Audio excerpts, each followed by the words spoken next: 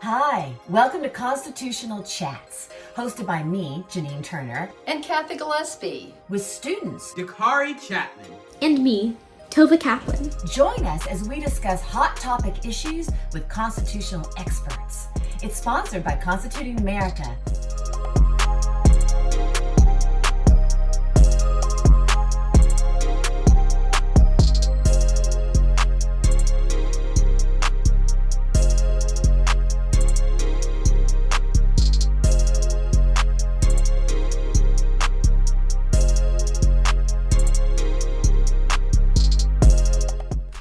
And now a brief word from our content partner, the National Student Mock Election. Since we are going to be spending today's constitutional chat talking about voting rights for young people, we thought it would be the perfect time to announce that our constitutional chat's student co-hosts, Tova Kaplan and Dakari Chapman, will be serving as this year's election night hosts for the 2020 National Student Mock Election this fall. Constituting America has been a content partner of the Student Mock Election for years, due to our shared goal of promoting nonpartisan civic education in schools and to our youth. We're excited to now show you a video promo from Dakari and Tova, and after the video, we'll get into our constitutional chat. Thanks for listening. Hey everybody, I'm Dakari Chapman, two-time winner of Constituting America's We the Future contest and member of Constituting America's Youth Advisory Board. Hi, I'm Tova Kaplan, three-time winner of Constituting America's We the Future contest and National Youth Director for Constituting America. We are excited to be serving as election night host of America's mock election. We're looking to make this amazing event featuring students and educators the largest of its kind ever. This fall, millions of teachers and students across the country will have the chance to participate in the nonpartisan 2020 National Student Mock Election, sponsored by America's Mock Election and its partners. In the largest student mock election in history, millions of teachers across the country will have the chance to educate their students about the guiding principles of our republic, the importance of civic engagement, culminating with their class votes for the national mock election. Through the 2020 National Student Mock Election resources, students will be able to see and hear directly from each candidate through online video profiles, review candidate issue statements, comment, discuss, endorse, share, and finally, cast their vote. Representatives from all 50 states will announce their state's electoral college totals, all leading to the grand announcement of the student's choice for President of the United States.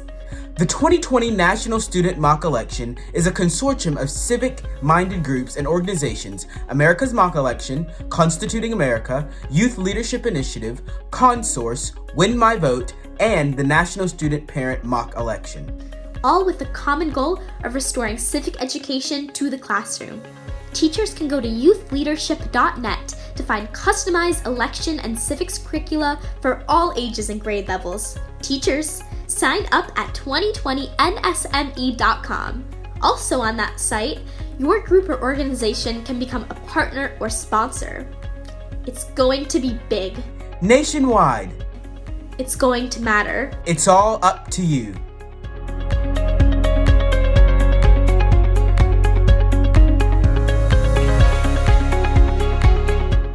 Welcome to Constitutional Chats. My name's Janine Turner. I'm an actress by trade. You can visit JanineTurner.com if you'd like to know more. Those are my longhorns mooing, if you can hear them outside my window. I'm currently on my ranch in Texas.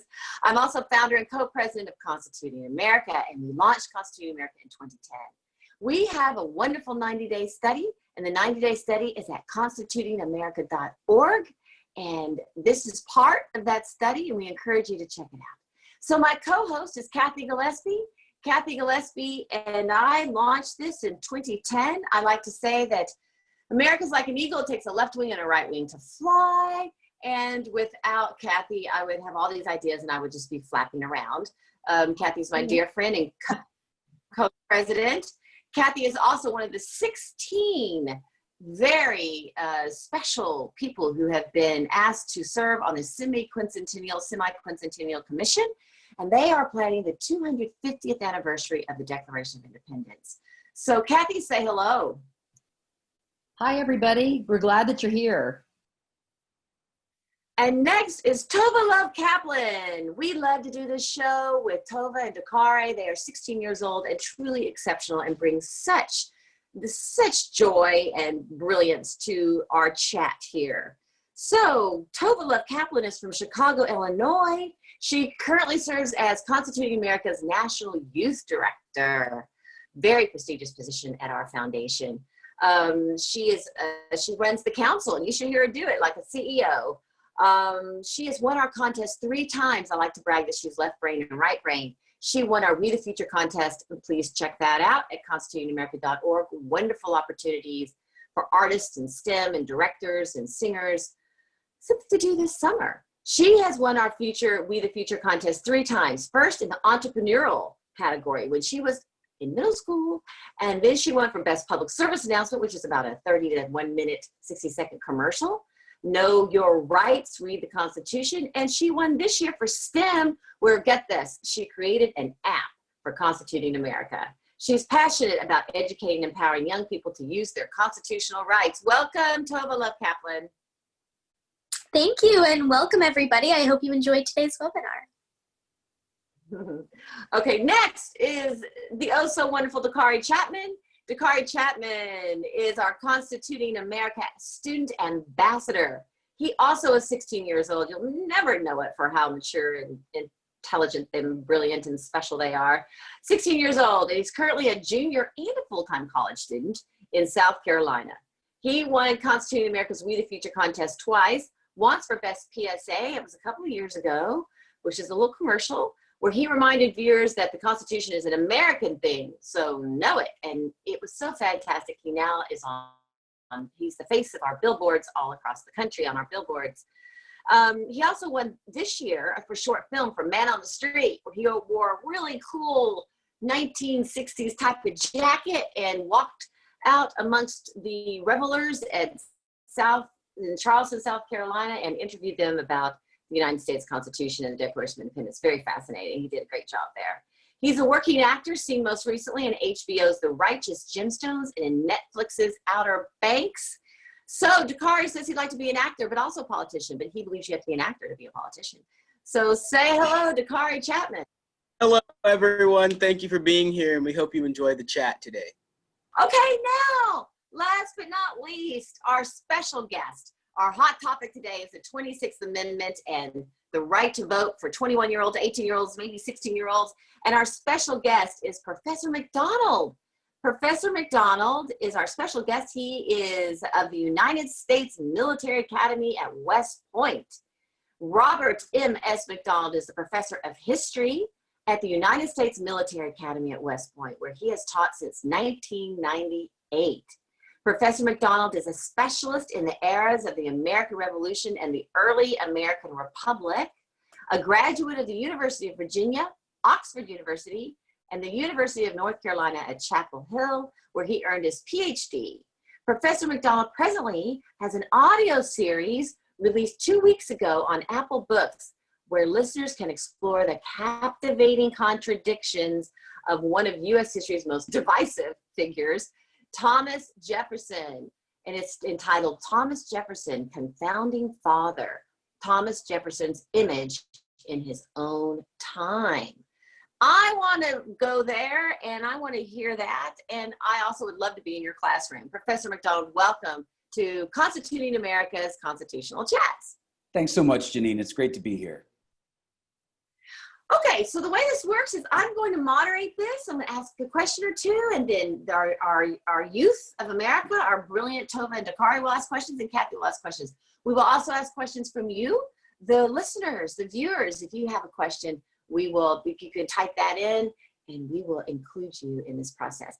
So, Professor McDonald, the amendment process is so incredibly pivotal to our United States Constitution, because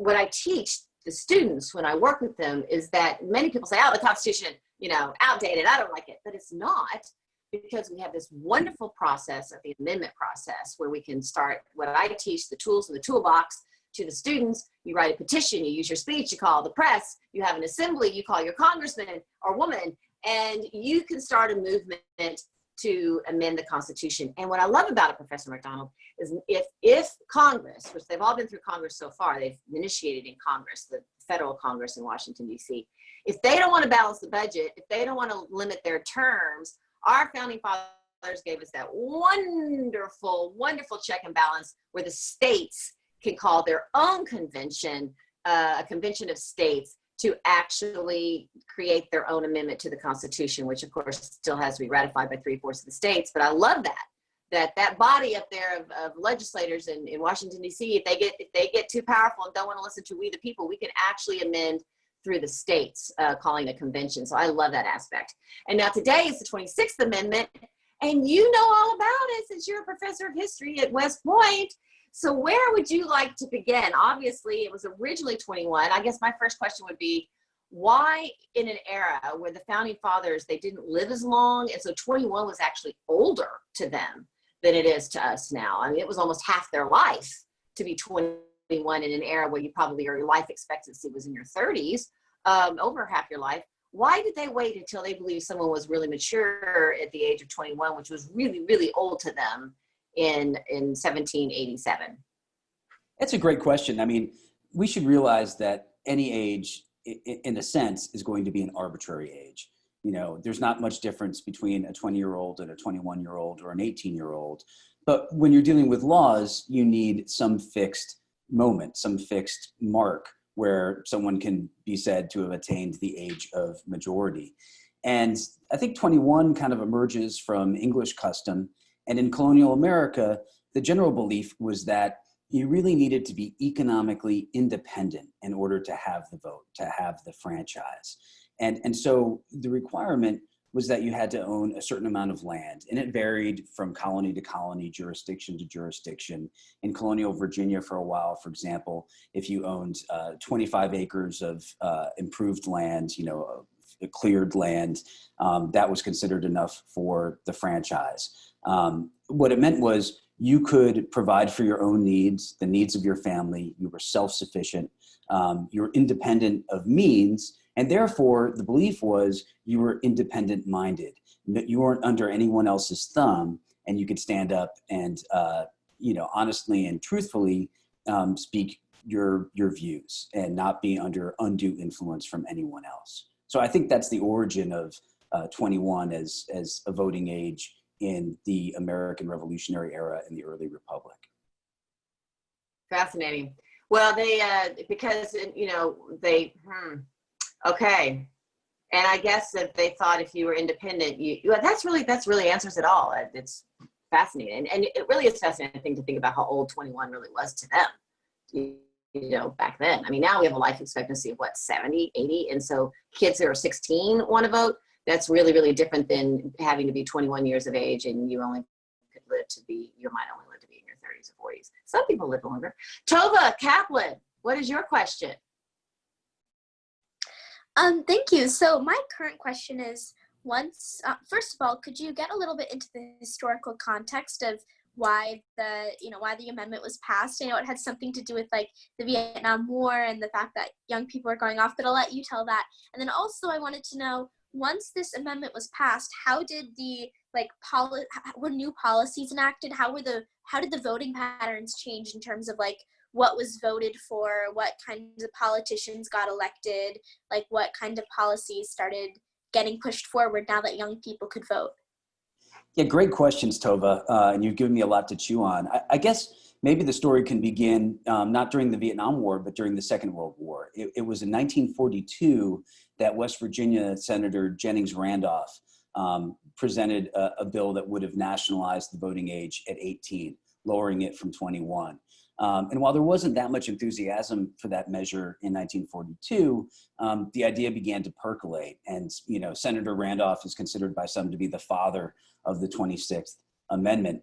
The issue, came to the fore again in the 1960s. And it's probably worth considering that there are a couple of things brewing in the 1960s. One, of course, is the Vietnam War. So 18-year-old men were being drafted to go off and fight. And many people thought, well, if you're old enough to fight, then you should be old enough to vote for the elected officials who send you off to fight. It's also worth noting, too, that the civil rights movement had extended rights, including, voting rights for African Americans. And so the 1965 Voting Rights Act had already expanded the franchise throughout the United States. And so I think there's kind of this push toward small d democratic reform. And in 1970, Congress passed a measure that would have made 18 the voting age in all local, state, and federal elections. The only problem with that is because they went by the route of a law and not a constitutional amendment. The Supreme Court in the 1970 case of Oregon versus Mitchell declared that law was unconstitutional on the state and the local level. States have traditionally had a lot of latitude as far as voting is concerned. And that created a real dilemma, because you would have to have one set of voter rolls for local and state elections and then another set for federal elections. That was considered really onerous, really potentially dangerous. And so there was a push beginning in 1971 to, via the amendment process, lower the voting age nationally to 18. And I believe this was the fastest amendment to ever, pass and become part of the Constitution. The Senate voted on March 10th of 1971 by 94-0 to lower the voting age to 18. The House of Representatives voted on March 23rd, 1971 by a vote of 401-19 to propose this constitutional amendment. And then the necessary 3/4 of the states ratified it when North Carolina became the 38th state to ratify this amendment on July 1st, 1971. So this is passed in time for the 1972 presidential election. And it's probably the case that even though a lot of 18-year-olds were very enthusiastic about exercising their new civil right and going out and voting in that election, it probably didn't make much of a difference in that election. By most opinion polls, most of those young people favored the candidate who won re-election, who was President Richard Nixon. And he won handily in that election against Senator George McGovern. He won 49 states, all but Massachusetts and the District of Columbia, and he won 60.7% of the popular vote.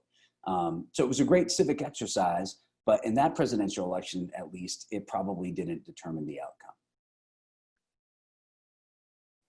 Fascinating. So are you saying, did you say, tell me those dates again?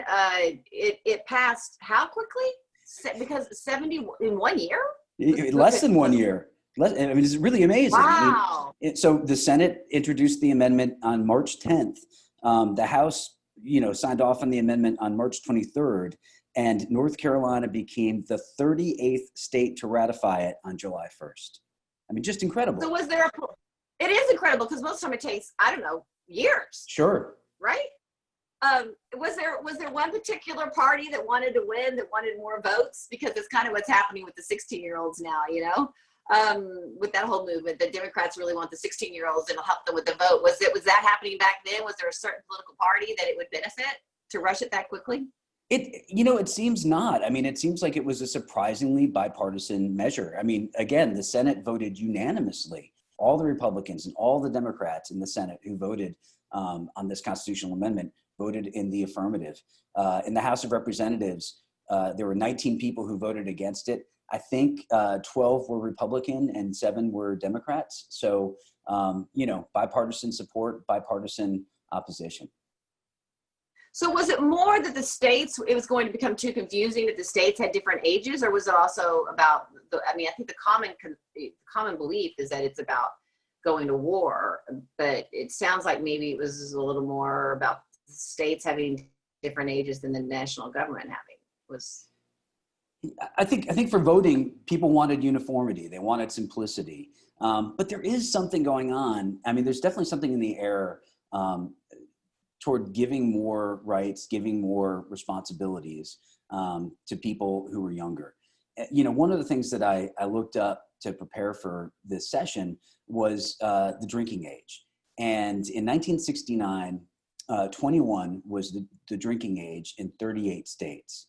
By 1975, 21 was the drinking age in only 10 states. And then, of course, there was sort of a boomerang in the 1980s. And by 1985, 21 was the drinking age throughout the United States. So it was during this period that the drinking age was lowered to 18 in most places. Interesting. So it wasn't just purely if you're going to go off to a war, you ought to be able to vote. Well, yeah. I mean, I think when you think about what you're asking someone to do, if you're going to send someone off to war, especially if you're going to draft them, I mean, if you're going to compel them by the force of law to put on a uniform, head overseas and fight at mortal risk to their own life, to ask someone to do that, that's a pretty, tall order. That's a grave responsibility. And I think the thought is, if you're going to treat them like an adult in that circumstance, you need to recognize them as adults in other circumstances. Mm-hmm, mm-hmm. But that wasn't the primary reason they did it, is what I'm saying. I'm sorry, what was the primary reason? That was the primary reason they did it, the vote. No, I think that they would go on. It sounds like there were other reasons at the time. I think, in history, oftentimes there are a bunch of factors that all come together. Certainly, it's not just that people are going off to fight in Vietnam. It's also that, a lot of young people are protesting against Vietnam. And one of the protesters, chief complaints was that they were being sent off to fight in a war over which they had absolutely no control because they didn't have any power at the ballot box. So in a way, I think for both Democrats and Republicans, and we should remember, Vietnam is both a Democratic and a Republican war. It was, started, you could argue under President Kennedy, escalated greatly under Lyndon Johnson, and continued under President Nixon. That was, by lowering the voting age to 18, it was a very effective way to neutralize that argument against the war. I think it makes perfect sense. I think if you're going to be sent off to war and drafted, you ought to be able to vote. I'm all for it. I just think it's really interesting to hear the other layers that you're teaching us today about the other aspects, which is why we have to ask you to be our guest. And we're already learning so much. Okay, Dakare, your turn. Hi. Thank you for being here. So I'm thinking about, history repeating itself. And I'm going back to the 20s where, the drinking age was 18, and then prohibition, and then it changed to 21. And then we see now that you could buy tobacco products at 18, and now they're trying to shift that to 21. Mm-hmm. And then we're talking about voting, and voting was 21, and they shifted it to 18. Do you see voting shifting back to 21? I think it would take a lot. In fact, it would take a new constitutional amendment to overturn the 26th Amendment. So I don't think that, there's any great, public demand for such a thing. And even if there were, it would take a widespread, groundswell of support for raising the voting age for that to happen. So I don't suspect that the voting age is going to change at the national level anytime soon. But it is interesting, Dakari, what you're pointing out, that in many respects, laws are getting more restrictive. Raising the age at which someone can buy cigarettes, for example. You're old enough to choose your president, but you're not old enough to smoke a cigarette. I mean, that's kind of an interesting argument that people are willing to make, and I'm not sure I buy it. That's really, really true, Professor McDonald. That's a good point, really good point. Drinking's a whole nother thing, though. There's so much drinking and driving, and those Mothers Against Drunk Drivers really made a big difference in the 1980s about that, starting the movement to not drink and drive. Okay, Cathy, your turn. Well, in going off what Dakari said, just going the other way, one of the ways that we promoted our Zoom today was just to ask on various social media platforms if people supported lowering the voting age to 16, because there's been a little bit of a movement for that around the country. And one of the things that we noticed is that there's been several cities, I guess, in Maryland for sure, that have lowered their voting age to 16. There's probably about 10 or 11 states now that have got various stages of legislation pending to lower the voting age to 16.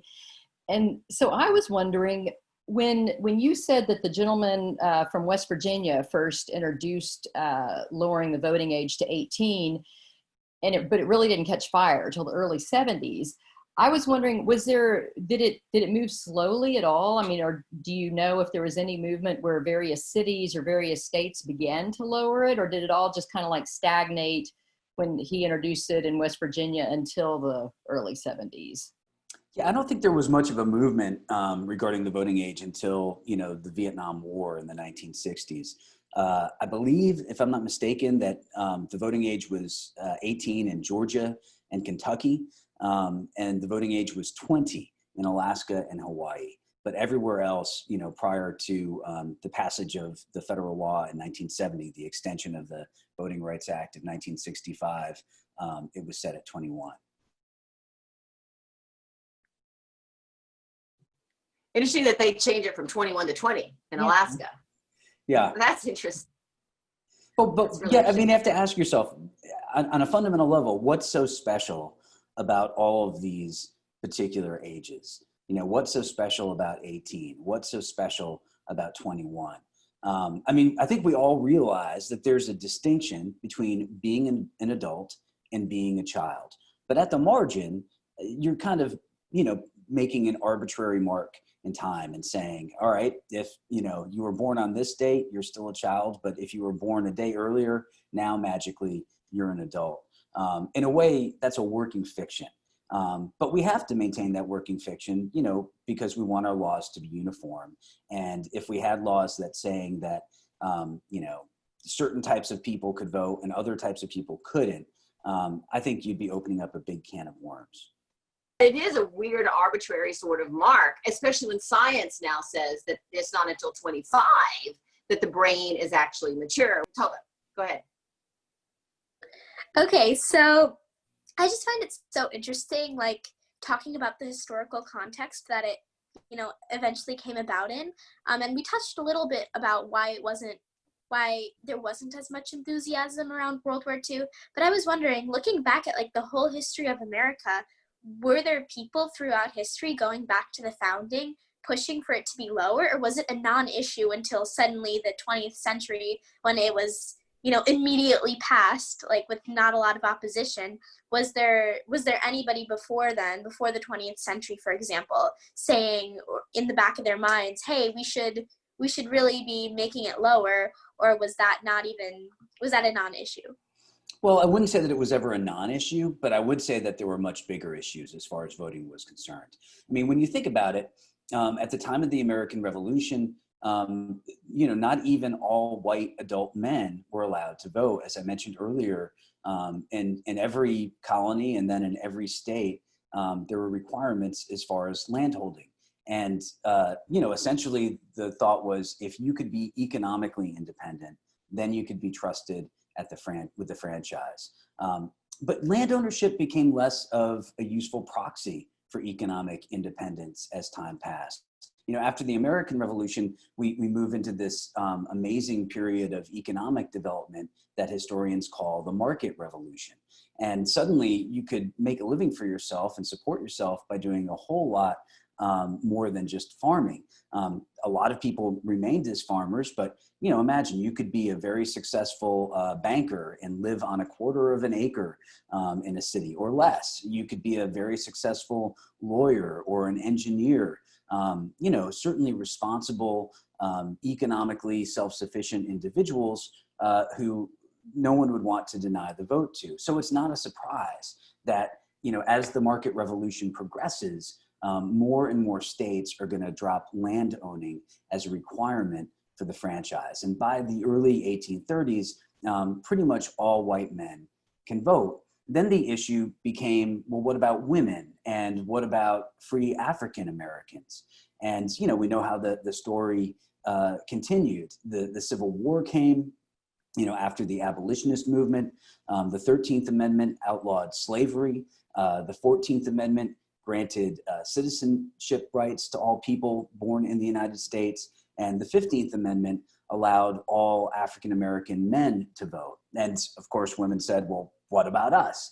And then that brings us to women's suffrage. So I think, there was a lot of low-hanging fruit that people occupied themselves with. And the move to, lower the voting age from the arbitrary age of 21 to the equally arbitrary age of 18, required, I think, the 1960s and the Vietnam War to make that come about. The chronological aspect was fascinating that you just walked us through it. That's really thought-provoking. Because then we went into the Industrial Revolution, mm-hmm. where people worked in, like you're saying, in the cities and in complexes, in apartment complexes and whatnot. They all gravitated to the cities, and then they wouldn't have owned land at all because the work was, it changed with the Industrial Revolution so much with factories and whatnot. So that goes back to what your point. And Janine, there's sort of a neat little historical anomaly that might be worth talking about. In the 1780s in the state of New Jersey, women were allowed to vote if they met the same landholding requirements as men and if they were single or widowed.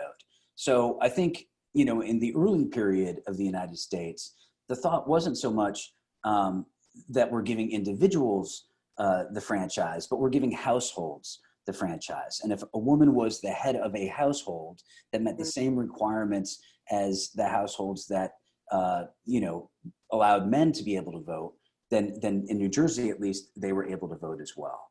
So it's kind of an interesting little, exception to the rule that I think illustrates exactly, what people considered the franchise to be. That's very, very interesting. Yes, there's a dichotomy there because women couldn't really support themselves and couldn't get work, barely get education in order to be the head of the household. But if they managed to do it, then they were considered the head of the household and could vote. Fascinating. Okay. Go ahead, Dakari. You had something to say. Well, I was just thinking about how lowering the voting age to 16 would affect the Electoral College. I've seen a couple articles on that. Do you have any knowledge of that? Dakari, if you're asking me, I don't, but it's really interesting because I suppose what the census would have to determine is, how would the inclusion of 16-year-olds and 17-year-olds affect the total voting population of the various states? And if there was a state that had an older population, they might lose electoral votes. If their average age was, say, 40, if there was a state that had, families with lots of children, and they had a lower average age, they might gain electoral votes. That's very interesting. I'm not sure how that would shake out.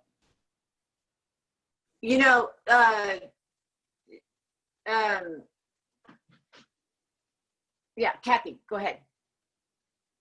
Well, I would throw this question out to Professor McDonald, but also to Tova and Dakari if they want to answer, because it seems like that since the voting age was lowered to 18, historically, young people still really haven't been turning out as expected. I mean, I think in most elections, since it was lowered, they've turned out less than expected. Now, I think in 2004, they turned out fairly high, and then 2008 they may have had like a record turnout possibly of youth. But why do you think it is that when the voting age was lowered that we didn't see just a really enthusiastic turnout, and why is it still kind of hard sometimes to get young people to turn out to vote? And Dakari, well, I'm gonna be honest, because I just wrote an entire paper on this for one of my speech classes, and I did some research, and it says that a lot of, young people, Gen Zs, show up for the primary election, and then whoever is chosen or wins that primary election, if it's not the person they choose, they don't turn out to vote. Because, that's kind of our mind. If it's not my way, then I'm not voting at all. And I feel like that's the big issue. If it's not our way, then it's the highway. So. Yeah, I definitely agree with Dakari. I hadn't really thought about that, but now that he mentions it, that's a great point. I definitely see that, like, among my peers, everyone's, like, rooting for a very specific candidate throughout the primaries, and if they don't win, like, it's not necessarily being as attached to, at least among young people, to political parties as much anymore.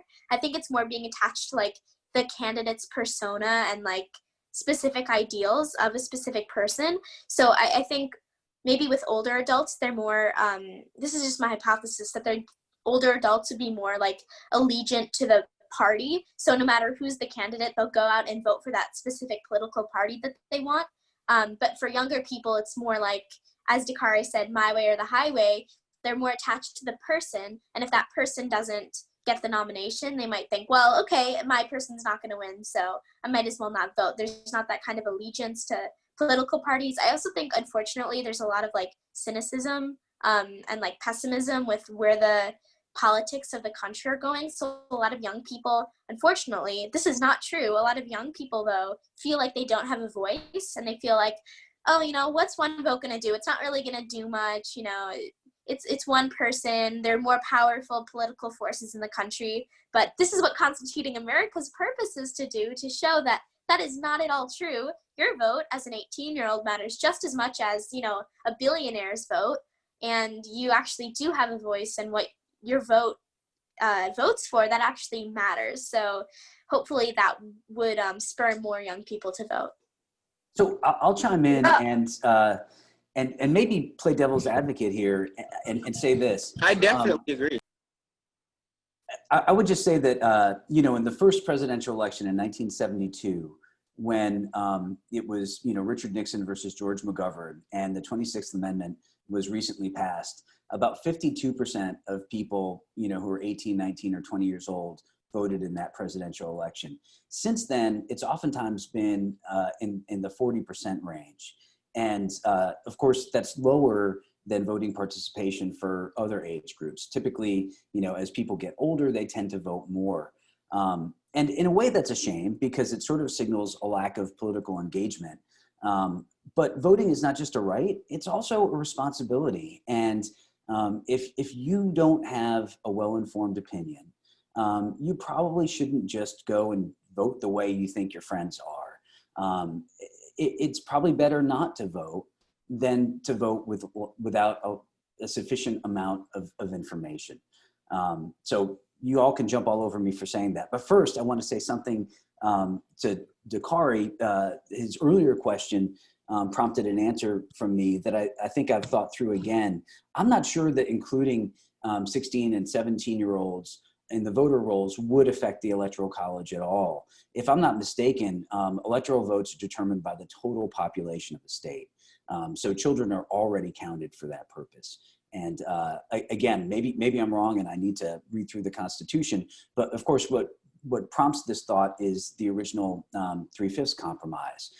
People wanted to know how enslaved people should be counted for the purposes of representation.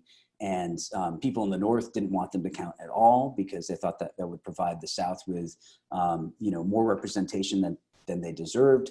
People in the South wanted to count them fully because they know that it would provide them with a greater advantage in terms of electoral votes and the number of congressmen. They compromised on, you know, adding up the enslaved population and allocating 3/5 of it for total population figures.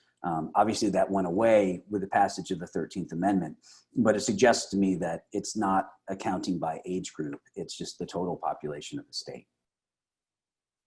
You know, I would like to go back to what, yes, thank you for that clarification, Professor McDonald. And to go back to what the discussion that we were having here with Tova and Dakare, what I try to teach when I teach the kids, the students, is that it's not just about the presidential ballot. Mm-hmm. And the reason the youth aren't showing up, if we go with the theory that Dakari and Tova are talking about, they don't show up because it's the president that they don't want. And the president's not supposed to be the king or the queen or the most important person in the country.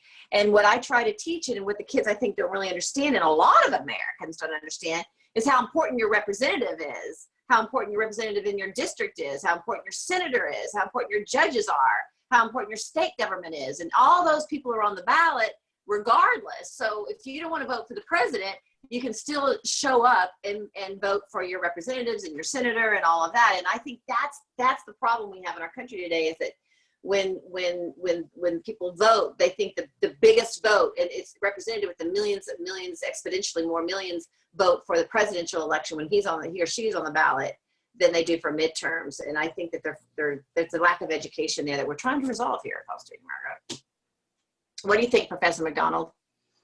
Yeah, I think education is obviously essential. And I wonder if, we're doing as good a job as we could be doing. It seems as if a lot of states, motivated by standardized testing in STEM subjects, science, technology, mathematics, have actually diminished the amount of time that they allocate to education in history and civics. And, periodically there are various organizations that poll high school seniors or college freshmen about their civic literacy. And the results are really disappointing.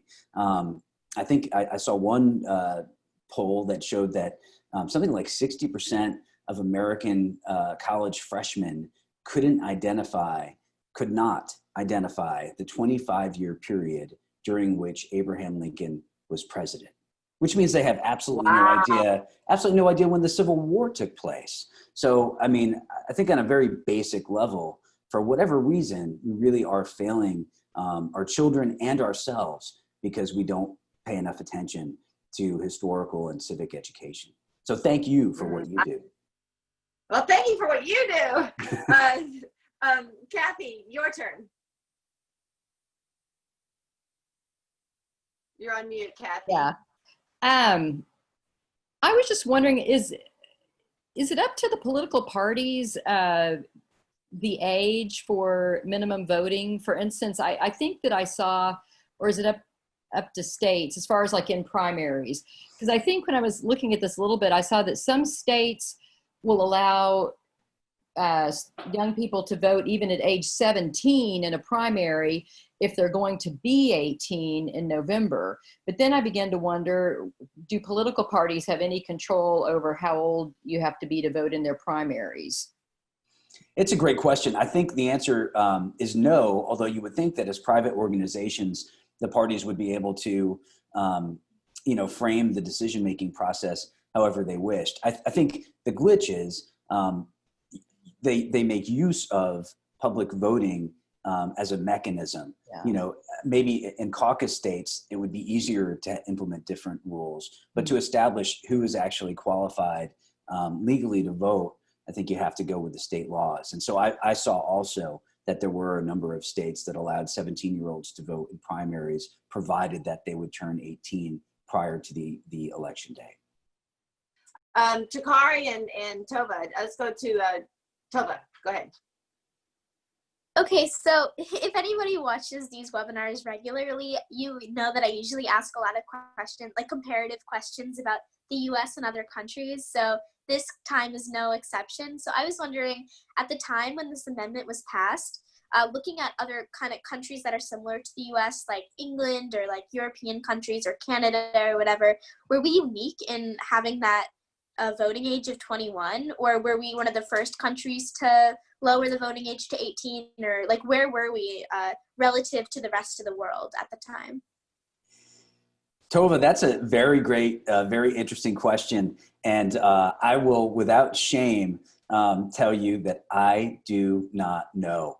And, the older I get, the more I realize that there are plenty of things that I don't know, and I just have no idea. But I suspect, I wouldn't be shocked if, throughout at least the English-speaking world, a lot of these movements and trends are moving in the same direction. It seems as if that is oftentimes the case. Okay, Dakare. If you are a young person and you need to, or you want to exercise your rights, Constituting America is a great organization, as well as, going to the polls or helping out wherever you can to be civically active as a young person. That's right, because we're teaching y'all to be citizens and not subjects, not to feel like you're a subject and you're not empowered. We want you to feel like a citizen, and you are empowered locally and with your state, with your government, your federal government. Cathy, I think we, as we wind down here, I don't think you revealed what the poll said when we asked, maybe you did and I just didn't hear it, which is entirely possible, when we asked if they thought 16-year-olds should vote. What was the response to that? What was really interesting, different social media platforms had different responses. Twitter had the highest percentage of people that thought that we should lower the voting age to 16. I think about 35% of the Twitter respondees supported lowering the voting age to 16.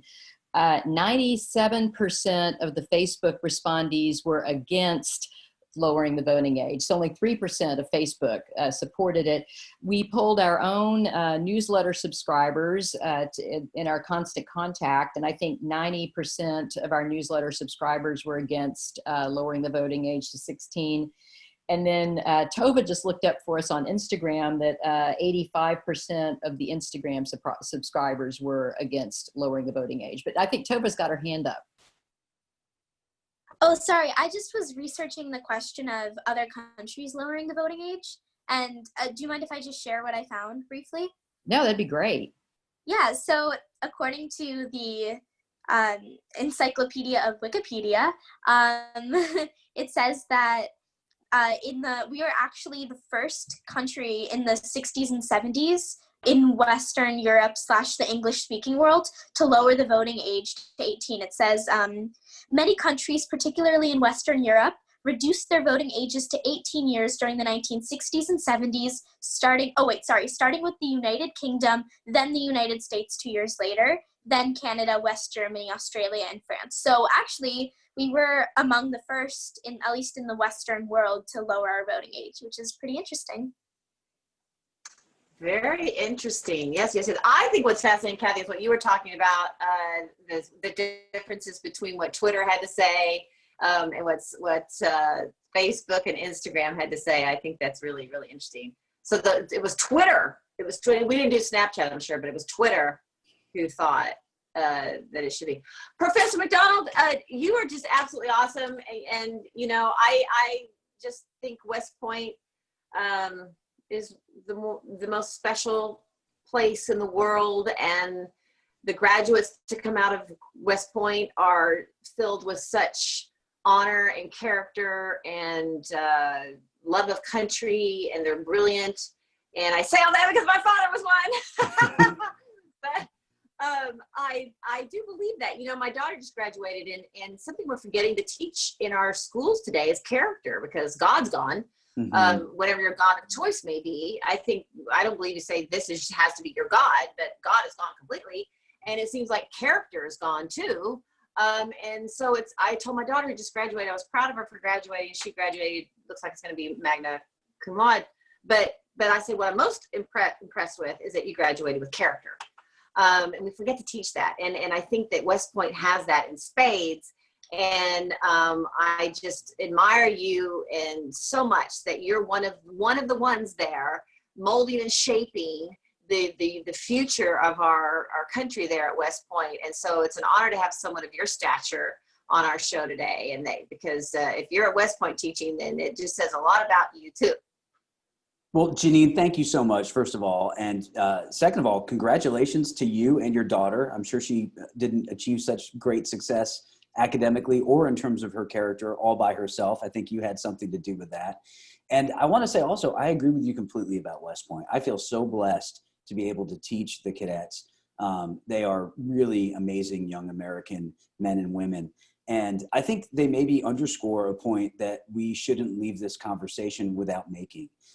Voting is important, but it's really a minimum. There are a lot of different ways that you can serve your country.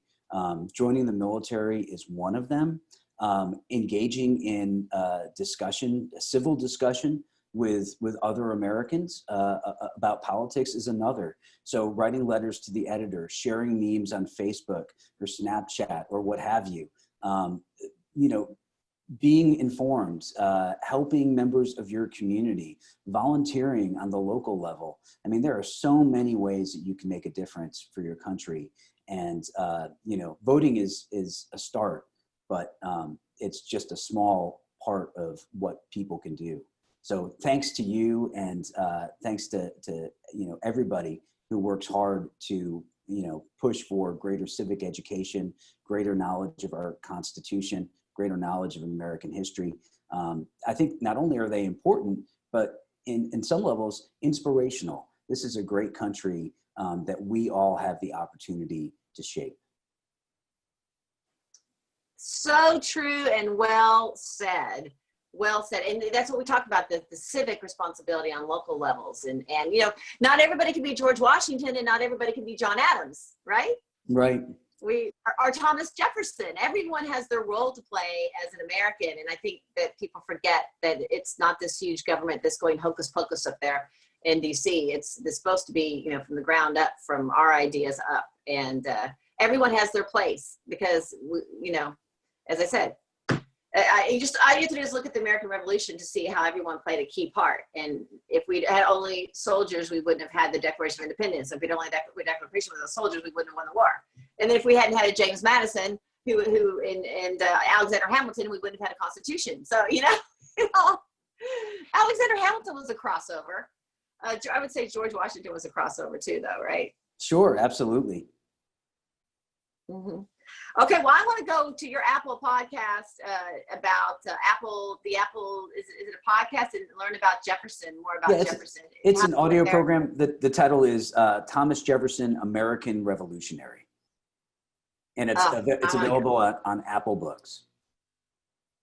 Well, thank you so much. That's really kind of you, Janine. Thanks so much. It was a pleasure to join you all. It was a really great discussion. Thanks so much. Thank you. Thank you. Okay, have a good day.